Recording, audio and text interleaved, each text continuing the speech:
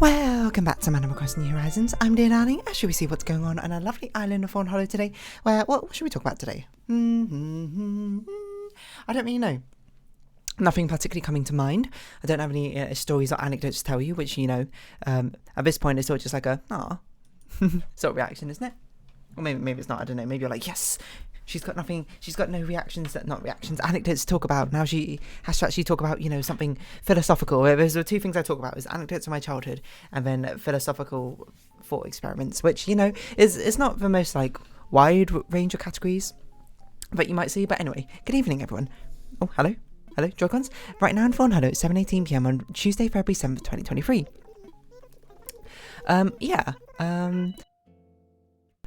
I don't know, to be perfectly honest. I mean, there's stuff I can talk about, which is going to happen today. Like, we've got my writing group, we've got with my friends, and you might be like, what's your story about? I think I actually spoke about it, because initially we were meant to meet a while back, but then, sometimes it gets delayed when people don't have time, which is perfectly fair. I wrote a story. It's basically a very silly story about two aliens in a museum, and they're, like, discovering, what they're seeing a cannon, the wartime sort of canon from humankind, and there's just sort of commentary on it, and it's just meant to be like kind of amusing, their sort of like detachment, I suppose, from reality in a sense. I'm not sure if amusing is necessarily the right word, but it's meant to be quite a light-hearted story, but all kind of satirical, I suppose, almost. I'm not sure if I should quite categorize it as satire, because I'm not sure comedic elements or satire elements are really my forte. But anyway, I don't know. Sarcasm. Is that what we're going to talk about today? Sarcasm? I remember when I first learned about sarcasm was from Foster's Home from Imaginary Friends. There's an episode where Blue, the main character, the Blue Blob himself, voiced by a name I can't remember off the top of my head, I think, I can't remember the exact plot, but he's like learns to be sarcastic, and then he just keeps going like, no way, or something like that. Or no, is he going like suspicious? I think those are two different episodes, I think, in my head. There's one episode where he everything goes suspicious, something like that. And then another one, he's just like really sarcastic. And then, I don't really remember what the plot was about it, to be honest. I think people just get kind of annoyed at him and his hijinks, which basically sort of seems like the general plot line going forward, I suppose, of Blue. And what's up with all these cartoon characters? Blue from Foster's Home for Imaginary Friends, BLLO. Blue from Blue's Clues, Bluey, which is apparently gained a surge in popularity recently, because it was like one of the most popular, one of the most watched items on like Netflix is like Roundup or something. And what can I say except for slightly beat everyone to the punch. not by much. I mean, also I obviously did not beat people to the punch if it's the most watched thing on Netflix. And then I watched it like I don't even remember when I watched it. October last year. Is that even right? I made an episode about Blue. It's not a very good episode because there was too many episodes for me to talk about in Blue. I should have just focused on my favourite episodes. But anyway, Blue is an endlessly quotable fountain, I think. I say that, but I don't always, I search Bluey. Bluey, dear darling. Let's see, did I ever talk about Bluey? I feel like I did. Yeah, Bluey, here we go.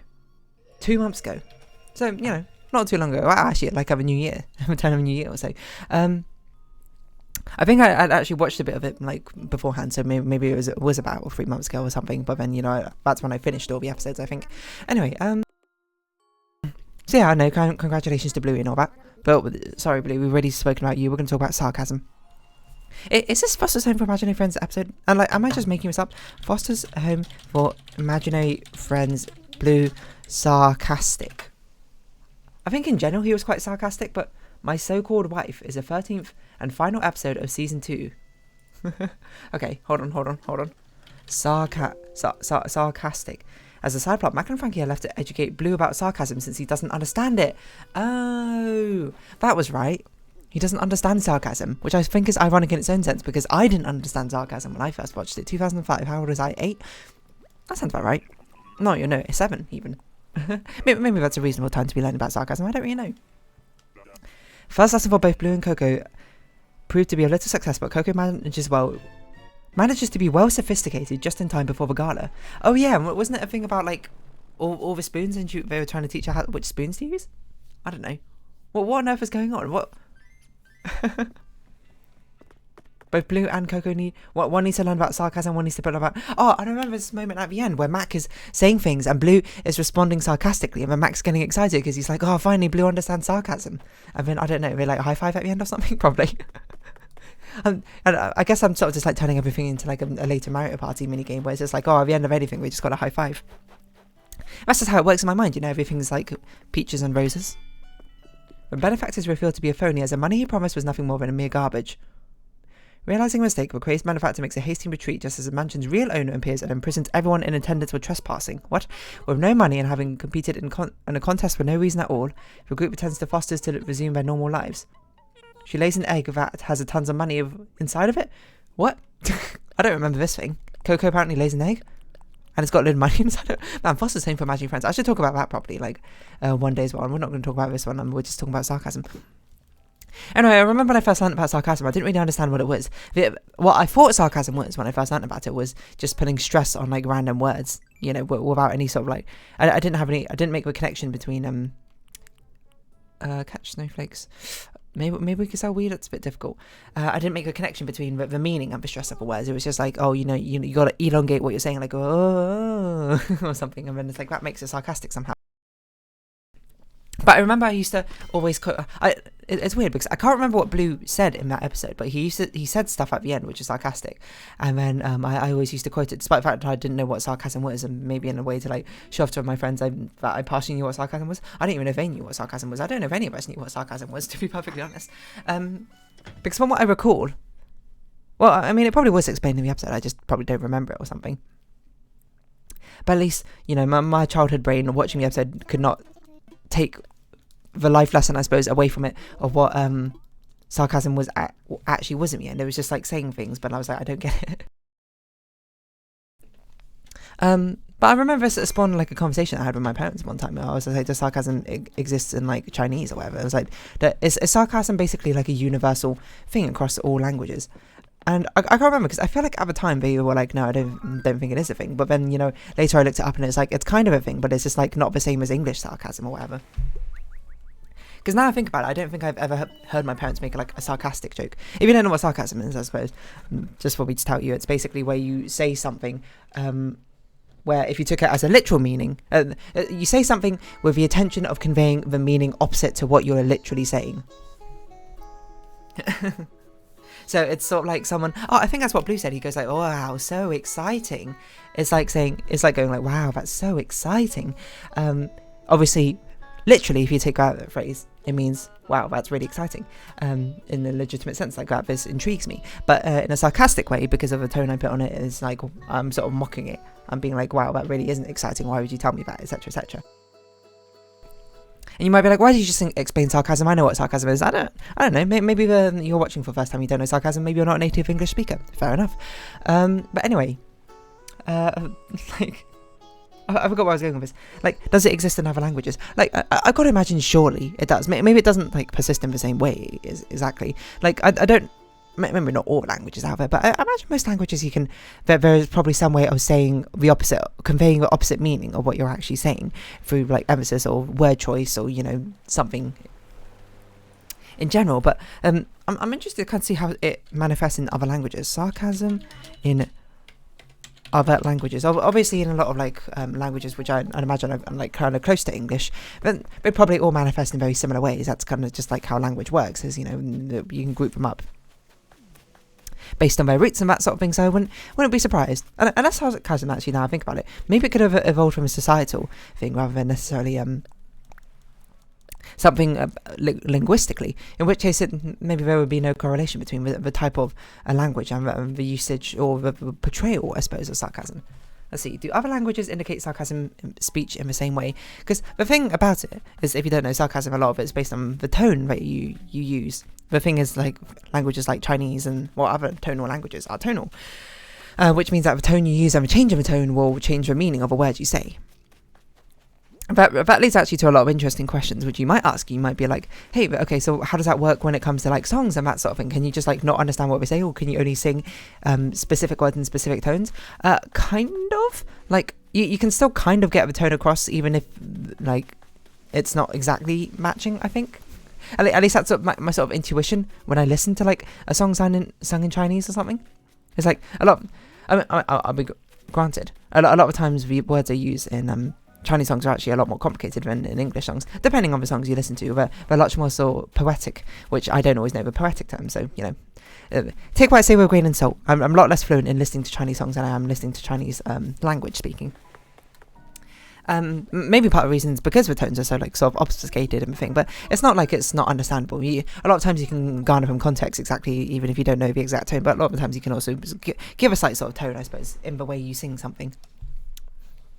I'd imagine. I don't know how it is in all the other tonal languages. I only have experience in Mandarin, so what can I say? I mean, I guess you could like have a reflection of that in English, being like, can you convey sarcasm in a song? And then your response, probably, if you're a native English speaker, you're just probably like, yeah, of course you can like convey sarcasm in a song, even if you don't have to have a sarcastic tone, I suppose, underlying, or what you're exactly saying. A lot of the times from context you can tell when someone's being sarcastic. Not that I can think about something off the top of my head. I can't think of like a sarcastic line. Actually, what's that Taylor Swift song? We are never ever getting back together. That's full of like sarcastic little quips and stuff. But a lot of that's also to do filled with talking as well, I suppose, rather than necessarily singing. Because you said you needed space. It's not like that particularly has much of a sarcastic bend to it, I suppose. But I mean, you might argue that the sarcasm is sort of punctuated by the fact that she goes "what" afterwards. But I don't really know. I mean, I feel like even if you played that naturally, people would be like, yeah, okay, you can tell that's sarcastic in the first place. I guess that's the same sort of thing, just apply it to all sentences all the time, I suppose, rather than just, particular, like, quippy ones. But that's how I would say it. I don't know if that's true. Anyway, sorry, it was Ask Reddit Fred. I don't know if this should be Ask Science Reddit Fred. This very much feels more like an Ask Linguist section subreddit, but whatever. Here's one journal about 9 years ago. Wow. Maybe this is the exact thread I saw. I don't know, to be honest. Direct Cantonese English comparisons reveal one major distinction in acoustic patterning from communication sarcasm across the two languages. Cantonese speakers raised mean F0 to mark sarcasm, while English speakers lowered mean F0 in this context. No way. I don't know what that means. This is where I've got to ask my linguistic friend, who's actually studied linguistics and language. I mean, he can tell me what on earth this means. Actually, maybe I'll just ask him at some point. If I remember this conversation, next time I speak to him, I'll be like, "Hey, friend, when are you gonna? Do you mind teaching me about sarcasm in other languages?" And he'll be like, "Oh my god, that's probably a whole can of worms or something." I don't know. Prosodic cues are sarcastic speech in French. Slower, higher, wider. Our data shows that productions are characterized by utterance lengthening by increasing F0. What is F0? That's like, I mean, my assumption is F0 from a scientific perspective is that's like the 0th harmonic, right? Which is basically just the actual frequency it's at. Because the other Fs are like higher harmonic frequencies, from what I recall. I don't know if that's true or not. By increasing F0 modulations and global raising of a pitch level and range. I'm trying to think of something in French which you could say sarcastically. My French is obviously not even at GCSE level yet anymore, but I bet you could say sacre bleu pretty sarcastically, because isn't sacre bleu like a really like dated ancient term? Not ancient term, but it's very like old fashioned sort of way of being like no way. So you could be sacre bleu if I was to put my English sarcasm spin on it. In Mexican, there you go. Prosody is a noun. Rhythm or pattern of sounds of poetry and language. What if F0? Someone has asked us immediately. Pitch of a frequency of your vocal folds vibrate. Yeah, okay. Fundamental frequency. That's a word. Give me a true suffix. Do you think you always pick chicken katsu? Yeah, probably. I assume. I have no idea what you asked me. But I assume it's about my favorite food.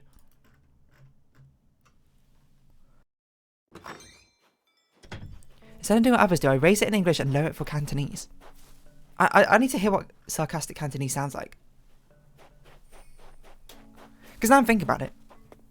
Like when I used to watch like Japanese like shows and that sort of thing, and definitely they use sarcasm in these shows. I don't know why I didn't say anime, because now I think about it, probably more commonly in anime, I suppose, when you have like the comic character or whatever. But I was actually thinking of like Japanese game shows where they have like the hosts like very, very sort of over the top, outrageously reacting to something. Oh no, you're ill. Let's go get you some medicine. Reacting in a very sarcastic. They say things in a very sarcastic tone, right? I don't know. What's the actual definition of sarcasm? Wikipedia, or I suppose Google. Define sarcasm. Anyone else noticing that Google's getting like so many like ad related, like sponsored related, like links appearing at the top? You had to scroll to like the 5th link now to actually find things you want. Anyway, we use of irony to mock or convey contempt. So an example, let's say your friend drops a plate and breaks on the floor. You like that plate, you say, wow, you are so graceful. What you actually want to, what was it, is that you don't think, hold on, this is about the maxims of speech, which I know about because I watched both a Tom Scott video, and 2, I've talked to my linguistic friend about it. There's like 3 maxims of speech. I can't remember all of them, but well, the first one is like you're being honest. The second one is like you said all you need to say within the sentence, and the third one is you're actually like making an effort to try and communicate. And then sarcasm is something which is like I can't remember, but like there's 2 ways you could break it. One is by doing the opposite of what it's doing, and one by using it in a way to obviously using the rule in such a way to convey the opposite meaning of it, or something like that. And that's like what the opposite of, that's like flatting a maxim of like truth is. I don't remember. Anyway, I'm not a linguist, so you should probably go look at Tom Scott's video rather than listening to my sort of like half-hearted regurgitation of the facts that he said. Anyway, something like that. What I actually want to convey is probably you don't think your friend is graceful since they dropped a plate, but in context, let's say you look pretty grumpy. Hello, CJ. You understand about your flatting a maximum of quality, roughly tell the truth. Yeah, okay, you know, part of it I still remember. I do linguistics, but not the subfield of pragmatics. Fair enough. Fellow linguist here. But they also didn't do pragmatics. Hey, we need a pragmatic linguist in here, please, to explain the sarcasm in other languages, and how it's conveyed, how it's portrayed. You might ask, are you a very sarcastic person, dear darling? I don't know. Probably more when I was a teenager, certainly. But, I mean, who isn't when they're a teenager? It's not like teenagers are sort of like the peak of honesty or anything. Well, not honesty necessarily, but more like not being just like a little bit sardonic. Do you like the clothes you're wearing? Of course. When it comes to fashion, Audie knows everything. You know, I don't doubt that. What was I going to say? Yeah, I mean teenagers in general, not all teenagers, mind you, quite sardonic, aren't they? They're quite sort of sarcastic, you know. They're starting to develop a little bit of attitude, which is fair enough, you know. Certainly I did as well. I'm thinking back on it. I think I was pretty sarcastic when I was a teenager. I think it was my go-to use of humour was just through sarcasm, you know. And then this is like where you can do something like, oh, you're using sarcasm to like mark your veiled insecurities or whatnot have you. I don't know, maybe, to be honest. Or maybe I was just being a bit of a joke, to be honest. Anyway, it's something I imagine, well, certainly I've grown out of nowadays. I don't think I'm particularly sarcastic. I will make a sarcastic joke and sarcastic quip here and there, mind you. I'm not free from it entirely. But nowadays, I think a lot more of my humour just tends to be based around the sort of like non sequitur and cloud cuckoo language, rather than flouting the maxim of quality. If I want to describe things in probably the most roundabout way possible. Hey, we actually got 15 weeds. Excuse me, Joy-Con, can you like not drift? Ever consider that? Just like behaving? I need to record some more stuff today. I don't know what I'm going to record today, because I want to record more Amari, because I'm so close to finishing it, but I need to actually finish my other games. I play, because Cuphead is also very close to the end, I would say.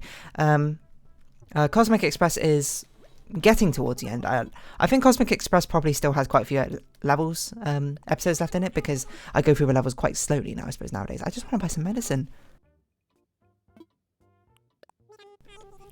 I'm trying to think. Because Cuphead, if you don't know, spoilers. Wait, hold on. Has it been uploaded yet? Maybe I won't spoil it if it's not been uploaded. No, it's Animal Crossing, you know. If you're watching Animal Crossing, but I highly doubt you're watching the other channel and other channels, the other Let's Plays as well. That might not be true, necessarily. That's just sort of like a trend I tend to notice on people who leave comments on that sort of thing. Has it been uploaded yet? No, it's not. It's actually way out.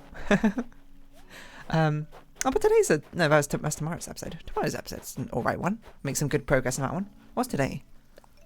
Today was Cosmic Express. Can't bear to leave. I don't even remember this one. See, the problem with the Cosmic Express episodes, I know that's about Ursa Major, except I just can't. I have no idea what on earth I did in any of these episode names. So I can't imagine Cosmic Express is all that popular series right now. Maybe, I don't know. People love Cuphead, though.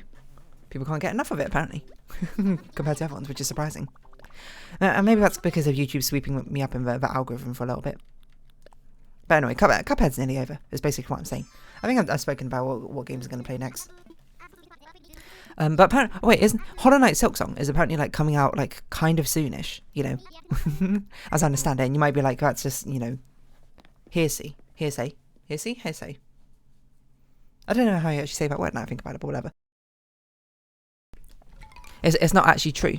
It's just rumours or whatever, but that's apparently what I've heard is it's actually coming out kind of soon. You know, it'd be nice to play it on release. So I don't know. Anyway, the games I was planning to play, I think it was Here Comes Nico, and I can't remember what story game I was planning to play is. Beacon Pines, I think, is up next, maybe? I don't remember. Anyway, I'm going to round off this episode here, so if you have been watching, thank you very much. It's been Animal Crossing New Horizons. I've been Dear Darling. Likes, comments, subscription, shares are greatly appreciated. Twitter, Discord down below.